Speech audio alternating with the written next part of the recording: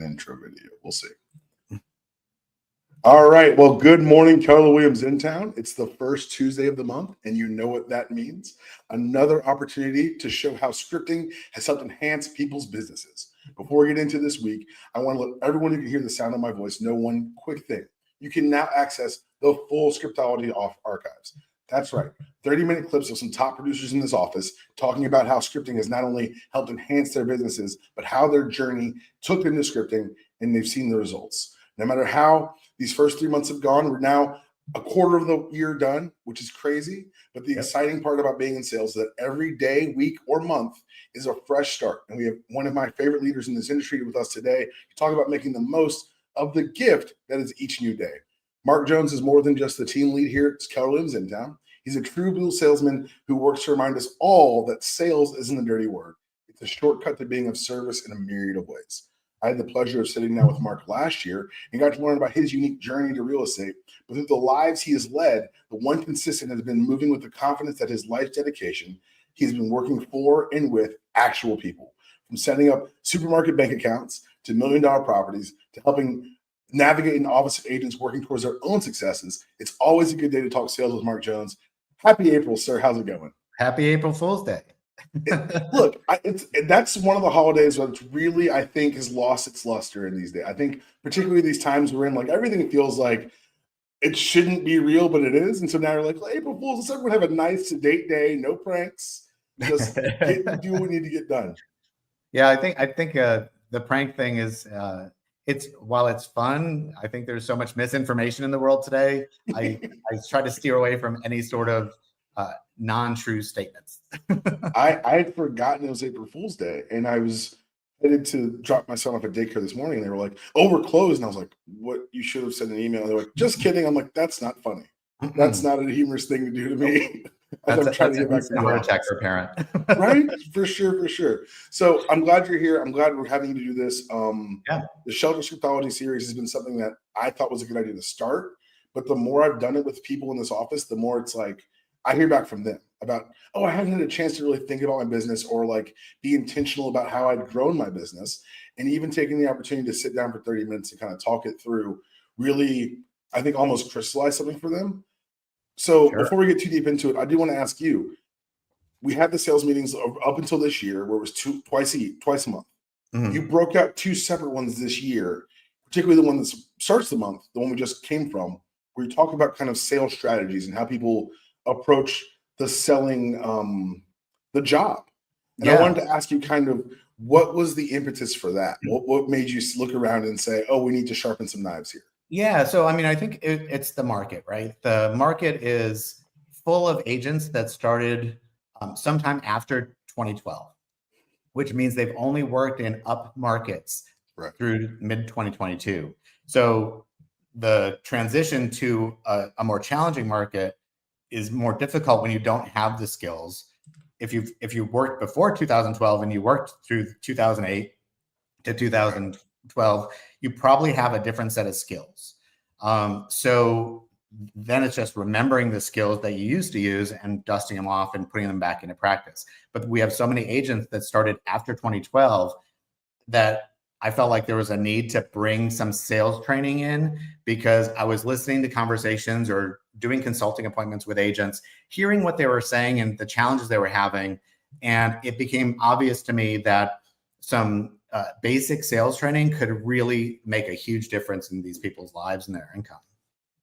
And I think that's super interesting that you mentioned 2012 was kind of the date where you saw things change as far as the market, because just now we left the meeting, we had people 30-year, 25-year veterans in there who identified the need, desire, and the willingness to grow. And so I just kind of want to ask you, you snuck sales 101 into your real estate office to the point where myself and another salesperson we don't sell real estate. Right. We're taking things from that meeting because there's so much cross-pollination. Is it, and I'm going to kind of feed you some things that we just talked about, but in a world where sales has become almost a dirty word, do you think that this has been transformative for people who are actually paying attention and taking advantage of what's there? Yeah, because I hope so. Yeah, I hope so. I think I was fortunate enough that I was in sales at a very young age. I think I was probably 26 25, and I sat through a sales training class where the instructor taught me that selling is helping. And so I've always had that mindset around it. And I forget that not everyone has had that lesson and has learned that. So they view sales as something negative.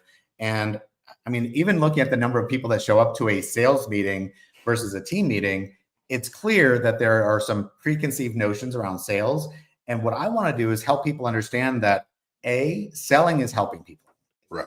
B, we're not doing product sales, which is I have a vehicle and you need to buy it, or I have a widget and you need to buy it so I can eat. This is consultative selling, which is really asking a lot of questions, understanding what someone's needs are, what their desires are, and what they want to change in their life so that you can properly advise them, and then letting them make the decision that's best for them. And that's that role of a trusted advisor is, I think, the way we need to position ourselves. But to do that, you have to really understand sales. You have to understand the sales process. You have to understand that selling is helping and that it's something to lean into, not to lean away from. I think that one of the most important things you communicate in this meeting that happens once a month is that, like you said, selling is helping, but also the consultative part. Like, we're here to be advisors for a large decision. And I think one of the things that you touched on today was detach yourself from the outcome. If you lose a deal but keep the client, you're working the client, not for the commission. And I think that speaks not only to the spirit of service and helping of sales, but it reflects kind of the energy you bring to the office, the energy you try to kind of instill in the agents. And I kind of want to dig deeper into that for a second here. One of the best pieces of advice I got when I was transitioning into sales and kind of doing all like the how do I do this job? It was lead with your values so everyone can see you clearly. Yes. And Absolutely. I think you do such a very good job of not only instilling those values in the people in the room, but if they just watch you, they see it. It's not necessarily do as I say, not as I do. It is, here's the example I'm setting. So kind of, I want to say, like you said, it is a negative connotation to sales. Yeah. But I think when people see salespeople like you, it kind of unlocks it. Oh no, I'm actually providing a service. Like every conversation I have leaving that meeting every month, is uplifting and positive, and you've energized the people who are there for their days. Well, thank you for saying that. I hope it. I'm hoping to make a difference in the way people view sales, because sales is just a process that helps you get people to what they want. Consultative selling is all about the client, not about you. So it's taking your needs, putting them aside, and just doing what's best for the client, and having faith that when you do the right thing for people, the right things happen to you. And you'll get paid, whether it's with that client or someone they referred to you because you took care of them, even if you help them make the decision not to buy right now, because it may not be right for everyone right now, but we won't know that until we ask questions. And I think the biggest thing that people are afraid to do is appear salesy. And what I'm trying to illustrate for them is to be a good salesperson is not to be salesy. To be a good salesperson is to ask really good questions and get a crystal clear understanding of what your client needs so you can help them. So you and I have talked about the nature of sales a lot over the last year or so. And I think one of the things that I don't even know if the people in the class were paying attention to or recognizing is that when they would say something, you would look them in the eye, you connect with them, and you'd say, tell me more about that. And you were utilizing those sales skills in getting more information for the class. And it was one of those things where I was like, oh, that's just great, because you can tell that this is not something you're flying off the cuff with, but it never feels rehearsed or practiced. However, we're here talking about scripting. We're talking about how that structure lets you get to the heart of the matter on all these levels. Was there a moment for you when you transitioned from saying, okay, this is kind of the outline I follow, to, okay, this is a beginning and it's on me to continue to dig deeper? Yeah, I think for me, for better or worse, I'm not good at memorizing things. So I've never been able to memorize a script because I just go blank when I try to pull from my long-term memory that way. So I've always just needed to understand the why behind what I'm doing and what's the process, not necessarily what are the words I need to say. But when I understand that, then I can understand where I'm going, so I can write the words the way I feel genuine saying them. And then I remember them, because it just makes sense for me to ask that. Because if you ask me how I'm what I'm going to say, the first thing I'm going to say to any buyer, it's going to be, tell me what you're looking for. Right. And that's not hard to memorize for me because it's what I want to know. Right. So it's just understanding the process, understanding LP Mama, right? Like understanding the acronyms that help you understand what information you're trying to get helps you not leave anything untouched, because you can't have half of the information and recommend a good solution for someone, because 100%. whatever you offer them at that point is probably half-baked. It was very interesting because this came up with me. My favorite bar in the world, when my friends owned it, it closed this weekend, this past Sunday, last night, everything. And I'm talking to one of the young ladies who used to work there. We're just reminiscing over old memories. And she's like, "Oh my God, you do mortgages, right? I want to buy a house, but I'm terrified." And without even thinking about it, my first question was, I got a drink in my hand, I'm having a great night. So what are you terrified about? Exactly. And from there, we were able to unpack. She's like, "Well, I have good credit and I have a great down payment and I just got a new job, but it's just the whole process." I go, "Well, first of all, it seems like you've covered a lot of those." I was able to listen to her, reflect back at her that I heard what she said, but also put to bed, like, "Hey, you're better prepared than most people. Like, you've given this thought and concern and you've already put mental energy towards this thing. Let's formalize it and have these next conversations." That's awesome. And that's, again, you being prepared and understanding that sales is just a way for you to help her get what she needs, right, is key. So that way, what questions you need to ask for your understanding, so you can offer a solution that works for her. And I think one of the all great that sales is for me. It's a way to help people get what they want. 100%. I think that one of the great things about scripting and about having those practices is that in having these sessions, I've started doing more scripting practice on my own, because I want to be ready when these opportunities arise, and you can't control when opportunity is going to knock. And so for me, it's been really, really affirming to watch, like I mentioned earlier, some of the veteran agents in that class, because they know that communication skills are just that. They're skills. Yeah. They're to be worked on. They're to be matured, to be continually evaluated, because otherwise you're going to lose them or let them slip or not be as reliable as you would like in those crunch time moments. For sure. I know that this is kind of, this is all starting, and we try to move a real estate group of people. It's harder to kind of round them up sometimes. Have you seen good feedback from these sales meetings and from people who've been attending? Yeah. The feedback I've gotten from people that have attended is that they say, you make it easy for me to understand. Like, it's easy to understand and implement in my business so I can do it. And the people that have sort of learned some of the things I've taught about open houses, for example, have really helped people secure more appointments, because they know what they're closing someone to.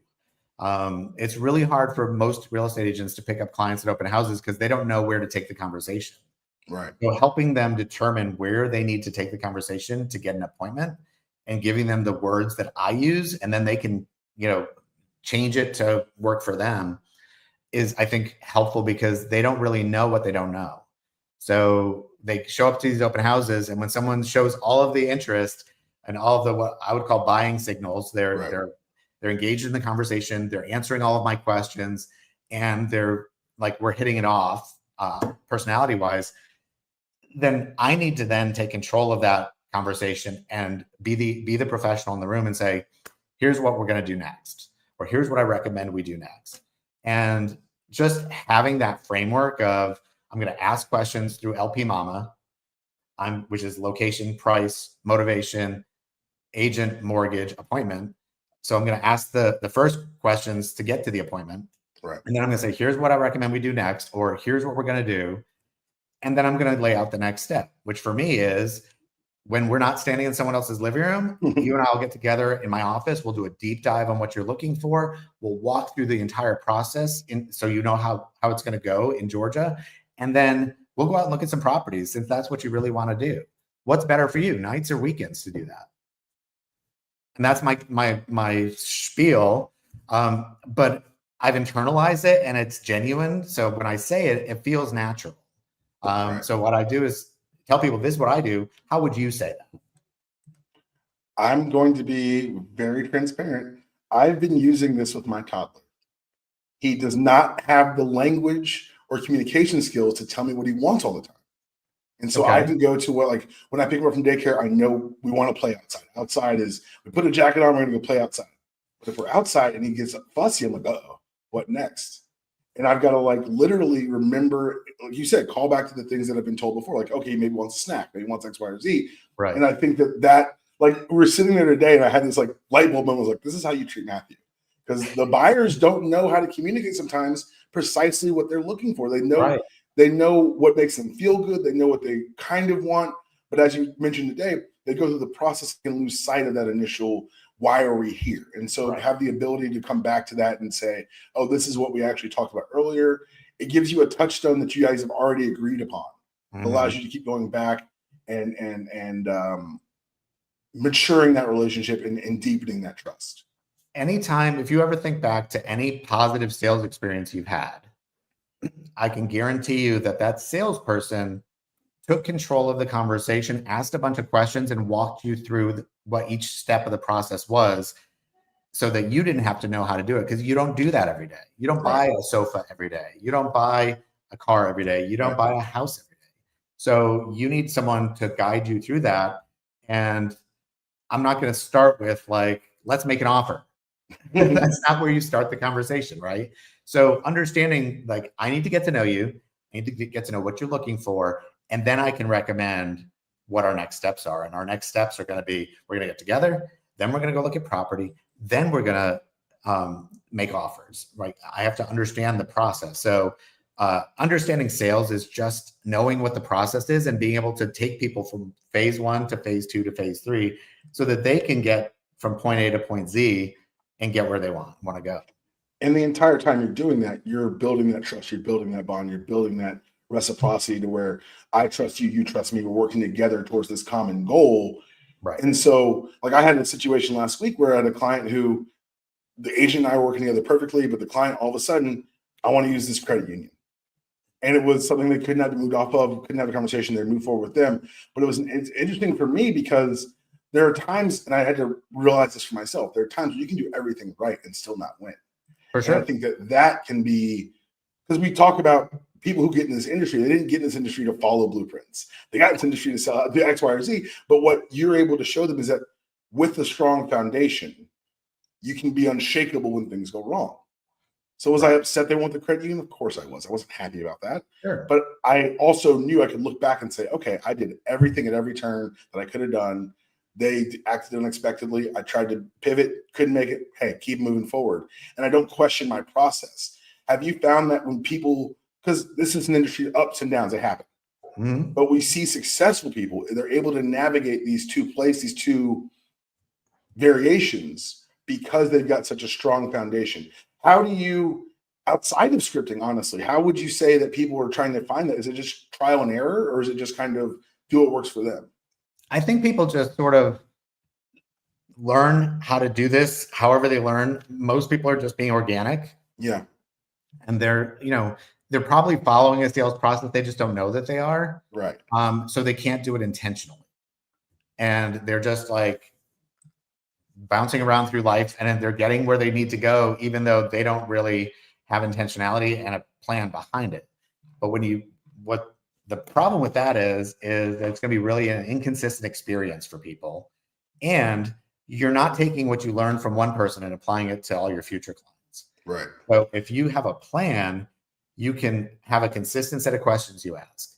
It's also super important from a fair housing standpoint that you treat everyone the same. So understanding that there's a process helps you systematize it so that everyone gets the same treatment. So no one can ever say to you, like, you didn't ask me that. You didn't take an interest in what I was looking for. It's because of X, Y, or Z, and feel discriminated against, right? Like, you don't want that. You want people to feel like, to see you for who you are, that you just truly want to help them. And if I'm trying to go off the top of my head of what to remember, I might miss something because I'm having a bad day. I'm thinking about, picking up my dog from daycare or whatever Mark, are you human? Are you a human being, Mark? That's crazy. That? Are you a human being? That's insane. I am. I'm not just a sales robot. But it really is like, the more you can systematize this, and, professionals practice, right? You're a sports guy. You came from football background in college. You had to practice every day. right? People don't get excellent at what they do as a professional if they don't practice. And this gives you a system to practice so that you can get better and better and better at helping people. And going back to what we talked about in the meeting, if you're in this business long enough, you're going to see a bunch of different markets. And the skills you use today are probably skills that you haven't used in many years. So you have to keep dusting off the old skills and bring them back and putting them back into practice, which we all know takes time. And it takes intentionality. So I just think the more agents can lean into training, they can lean into understanding the sales process and lean into what works, the better they're going to do, and the better they're going to get at helping people make good decisions for themselves. I think when people don't have success with clients, it's disappointing, but I think people forget that like they've probably let them down in some way because they didn't do a good job asking the right questions so they could anticipate the needs, right? So I think when people say like, oh, that person ended up not, working with me or whatever, like yes, it happens. And what could you do differently next time? Right. Like just ask yourself, what could you do differently next time so that maybe I'm heading that particular decision-making process off at the pass and helping them think through it with me so that when they go to meet someone else, they're like, I like them, but they didn't really help me think through this stuff like you did. Right. Like that's 100%. How you differentiate yourself. You detach yourself from the outcome and you focus on the client. So I'm lucky enough to work on a strong sales team at Shelter where we have weekly scripting sessions, and I'll grab people and say, hey, I need to go over this conversation. Can we do this together really quickly? I know that prior to this team environment being cultivated, it can be a very lonely spot in sales. How would you recommend people finding the ideal scripting partner or someone who's going to at least challenge you and help you grow? Yeah. I mean, the first thing I would do is just come to sales meetings, like come to the classes where we're teaching this stuff. And you're going to find other people who are engaged in it. And then you can sort of, just by listening to people today in class, I'm sure you could probably say, oh, I'm a lot like that person. That person says a lot of things that I think as well.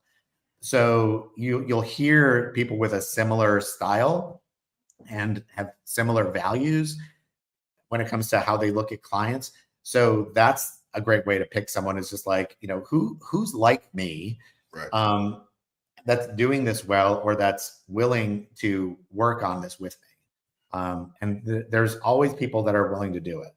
So just not being afraid to ask and showing up is half the battle.